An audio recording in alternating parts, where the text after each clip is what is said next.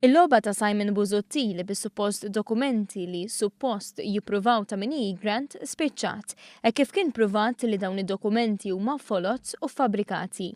Dan ħareġ minn analiżi ta' dak li Daphne Caruana Galizia qalet li huwa kopja miktuba ta' dak li hemm fuq suppost dokument magħruf bħala Declaration of Trust. L-ewwel prova, dik li transcript mhux dokument oriġinali.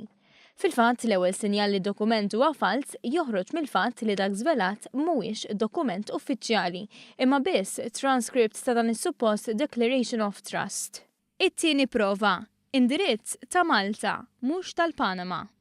Il-suppost dokument li Caruana Galizia u Busuttil jirreferu għalih bħala Declaration of Trust iġib l-indirizz ta' Malta, mhux tal-Panama. L-iskuża hi li l-XABT għandhom l-uffiċini f'dak l-indirizz.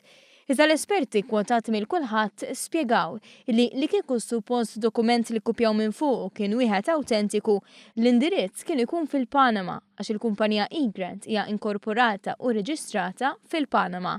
Dan is-suppost dokument li qed jissemma għandu jġib l-indirizz oriġinali ta' fejn il-kumpanija kienet reġistrata oriġinarjament. It-tielet prova. eGrant imbijat fl-2013, mhux fl-2015. L-isma ta' eGrant għaddew għand Brian Tonna fl-2013 ma jista' jkun qatt li min għadda l-isma tal-kumpanija lil Tonna sentejn wara reġa' għadda l-isma tal-kumpanija lil xi ħadd ieħor. F'dan il-każ lil mart il-Prim Ministru Michel Muscat. B'mod sempliċi, min biex xi ħaġa u telaqa' minn idejh ma jistax jerġa' jbieħha lil ħadd ieħor. Ir-raba' fatt, l-ebda firma. Ġinnotat ukoll li fis-suppost dokumenti m'hemm l-ebda firma.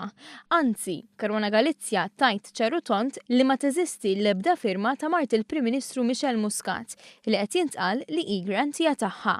Din minna nifisha hija prova mill-aktar ċara li ma jeżistux dokumenti awtentiċi.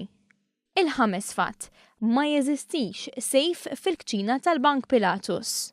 Forsi l-aktar fatt sempliċi li jista' jiġi verifikat huwa dak li Caruana Galizia tajt fit-titlu, jiġifieri li dawn is-suppost dokumenti tneħħew mis-sejf li jinsab fil-kċina ta' Pilatus Bank. Fil-fatt, l-editur tal-Malta Today Xavier Balzan qal fit-tweet li fil-kċina tal-bank ma hemmx u lanqas qatt kien hemm sejf, għasab wara kemm seta' kien hemm dokumenti ġo dan is-sejf immaġinarju. Iktar tard intqal ukoll li dokumenti mis-sejf neħħew f'Marzu ta' sena ilu. Dan wara jumejn sħaħ jallegaw li dawn is-suppost dokumenti tneħħew nhar il-ħamis li għadda.